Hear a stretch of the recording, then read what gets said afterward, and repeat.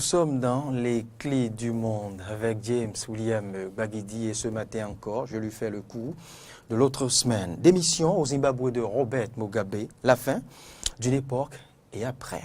C'est l'interrogation qu'il aura à disséquer tout à l'heure tout au long de sa rubrique, mais pas avant mon introduction. Après une interminable semaine de crise provoquée par l'intervention directe de l'armée zimbabwéenne dans le jeu politique de ce pays, Robert Mugabe a donc fini par choisir de démissionner. Désormais, c'est une page qui se tourne dans l'histoire politique du Zimbabwe. Alors, James William Gbagidi, bonjour à vous. Bonjour Loris et bonjour à tous nos amis auditeurs et téléspectateurs. Dites-moi, avez-vous été surpris de la démission de Robert Mugabe ou quel autre sentiment vous a animé juste après sa démission? Alors, surpris par la démission de Robert Mugabe, pour ma part personnelle, je réponds sans embâche non. J'ai été surtout surpris par la surprise de ceux qui ont été surpris. Vous avez entendu beaucoup sur les organes de presse internationale des analystes, parmi quand même les plus avisés de la situation au Zimbabwe, s'étonner de ce que Robert Mugabe décide à ce moment-là de s'en aller. C'est ce qui m'a surpris. Moi, je n'ai pas été... devenait longue. Non, moi, je n'ai pas été surpris par le départ de Robert Mugabe. Après cette semaine de crise, je pense que les éléments étaient réunis pour que Robert Mugabe démissionne.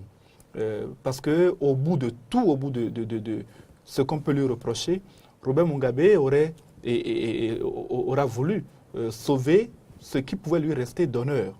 Parce que le déshonneur aurait été que la ZANU-PF, le parti même de Robert Mugabe, le destitue et le rende à la vie civile comme un vulgaire individu. Et c'est ça que Robert Mugabe a voulu, au bout du compte, éviter. Sinon, les éléments qui étaient réunis, quels sont-ils?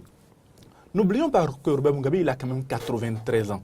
À 93 ans, il a perdu l'essentiel de ce qui était sa combativité, de ce qui était son esprit retors d'autrefois, même si on l'a vu dimanche dernier à l'occasion de son allocution au promettait de présider. Oui, promettait de présider le prochain congrès de la ZANU-PF, mais on pouvait quand même déjà sentir que l'homme n'était plus totalement en possession du pouvoir au Zimbabwe. Et au-delà de cela, Robert Mugabe a été lâché par l'armée. C'est l'armée même qui a déclenché la crise qui est en cours. Robert Mugabe a été lâché par le parti présidentiel, la ZANU-PF. Robert Mugabe a été lâché par le peuple.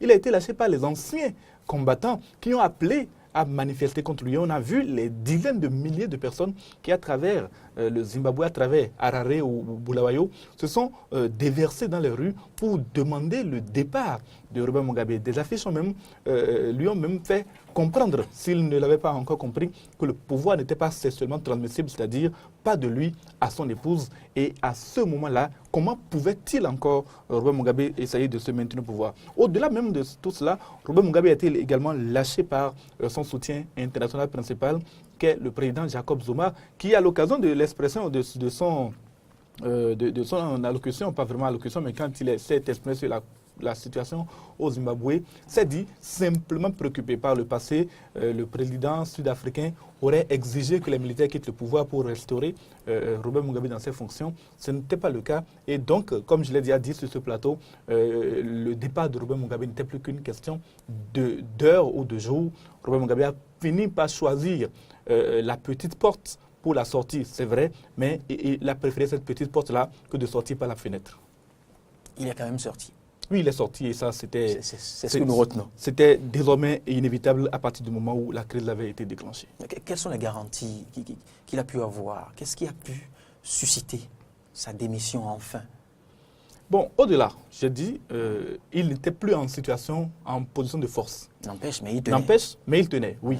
Et Robert Mugabe aurait pu faire durer le suspense parce que la procédure de destitution qui devait être lancée contre lui au Parlement quand la démission a été annoncée, cette procédure aurait pu durer plusieurs jours et entretenir un climat d'instabilité au Zimbabwe. Robert Mugabe aurait pu vouloir faire pourrir la situation dans son pays ou même déclencher des affrontements entre ses derniers partisans parce qu'il en avait encore et ceux qui désormais exigeaient son départ. Mais Robert Mugabe a sans doute, au-delà de cela, donc, pu obtenir des garanties pour sa sécurité personnelle, pour la sécurité de sa famille, en l'occurrence, grâce à Mugabe, qui aujourd'hui est voué aux gémonies par l'ensemble de la population, semble-t-il, et la garantie de ne pas être poursuivi en justice par les Zimbabwéens quand il aura quitté le pouvoir. Ça fait partie des éléments que les militaires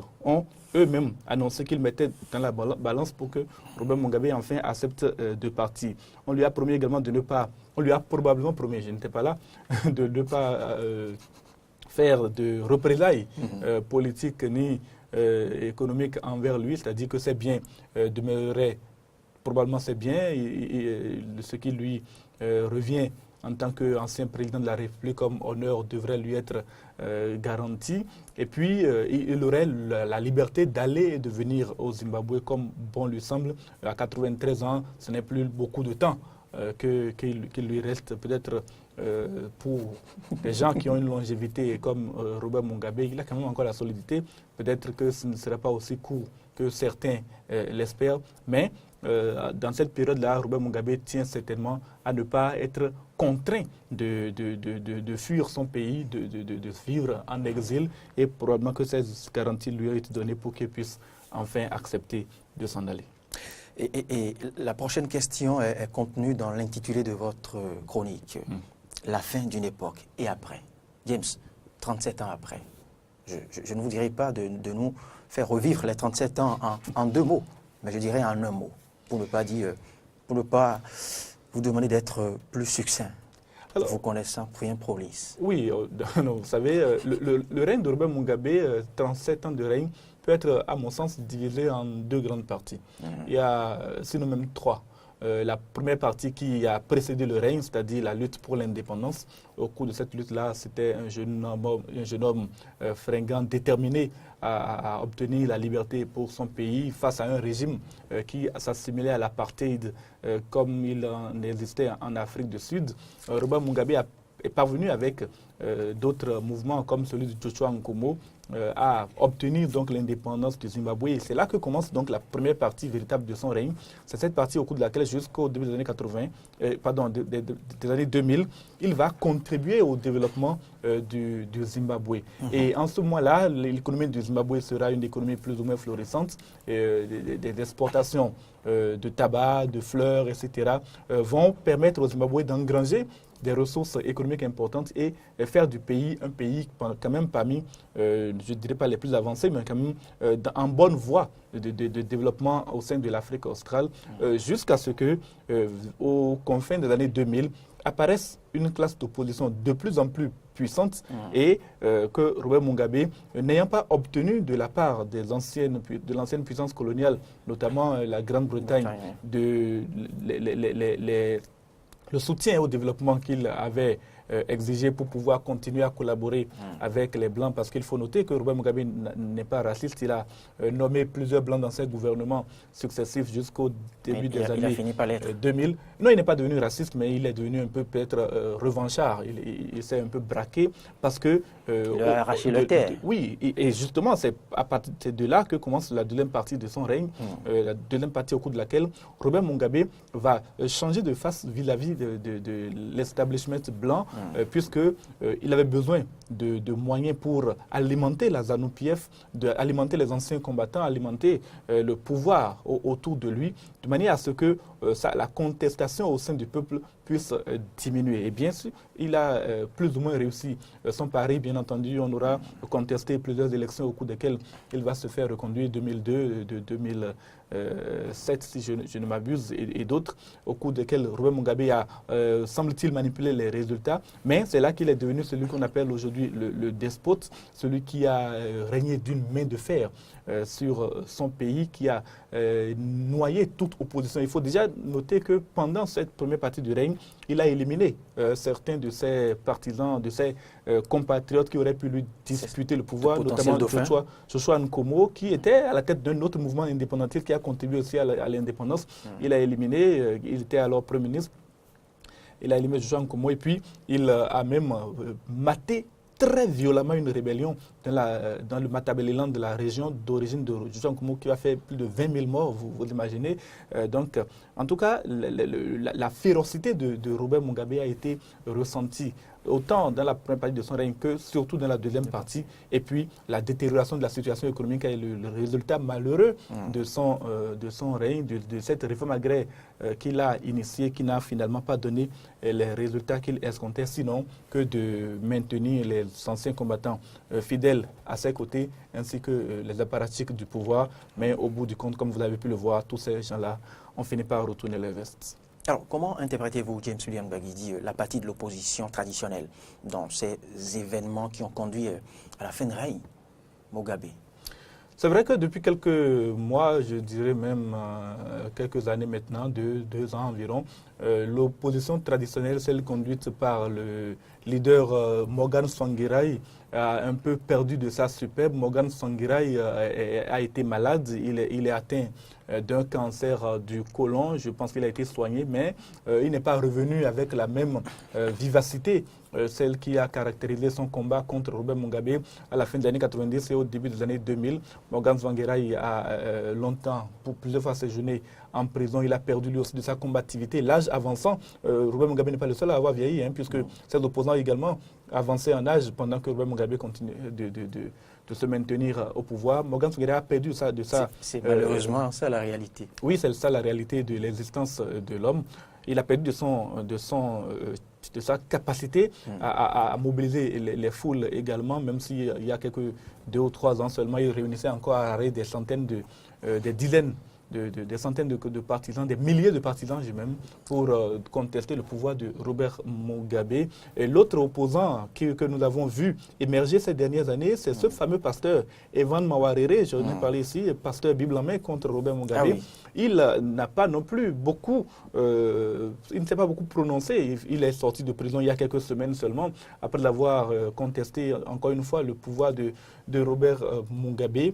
Il n'a pas voulu se mêler simplement, je crois, parce que ce qui se jouait à la tête du Zimbabwe dans cette période, dans ces quelques jours que nous avons vécu, ce n'était pas véritablement une révolution par laquelle le peuple prenait le pouvoir, mais c'était une révolution du palais au cours de laquelle le pouvoir partait d'un membre de la ZANU-PF pour échouer encore dans les mains d'un autre des membres du parti. Alors maintenant, quels changements peuvent espérer les Zimbabwéens, surtout avec l'actuel homme fort, l'ex-dauphin, Emmerson Mnangagwa? Emmerson Mnangagwa, ex-dauphin destitué, et dont la destitution a d'ailleurs déclenché la crise qui a conduit le chef d'état-major, oui, qui est réhabilité, le chef d'état-major Constantino Chiwenga, à prendre pratiquement le pouvoir des mains de Robert Mugabe. Emmerson Mnangagwa ne va pas, à mon sens, changer grand-chose à ce qui passait au Zimbabwe. Il s'agira, comme je l'ai lu quelque part, d'une restauration et non d'une révolution. Emmerson Mnangagwa sait à quel point il est redevable envers les anciens combattants, envers le parti de la ZANU-PF, envers les députés, envers certains des membres du gouvernement, d'avoir lâché Robert Mugabe pour que lui puisse enfin prendre ce pouvoir dont il a longtemps rêvé. Je pense que ce qui se joue désormais, ce n'est pas malheureusement pour les Zimbabwéens, en dépit de leur joie et de leur effervescence qu'ils ont manifesté dans les rues, une véritable révolution. C'est Emmerson Mnangagwa qui est connu comme étant surnommé le crocodile. C'est un autre homme de fer qui prend le pouvoir au Zimbabwe, et nous verrons dans les prochaines semaines, les prochains mois, si il pourra changer quelque chose au désastre politique et économique. Est-ce que le peuple zimbabwéen ne ferait pas mieux de confier sa destinée à un personnage neutre? La question se pose maintenant. Emmerson Mnangagwa est au pouvoir pour 90 jours. Il doit organiser les élections pour lesquelles il sera probablement candidat à sa propre succession. Et c'est en ce moment-là qu'on verra si les Zimbabwéens veulent d'un véritable changement. Pour qu'ils sachent ce que c'est qu'une élection en Afrique, eh bien, il nous sera difficile on en a vu ailleurs quand même d'échouer. James, merci. C'est moi.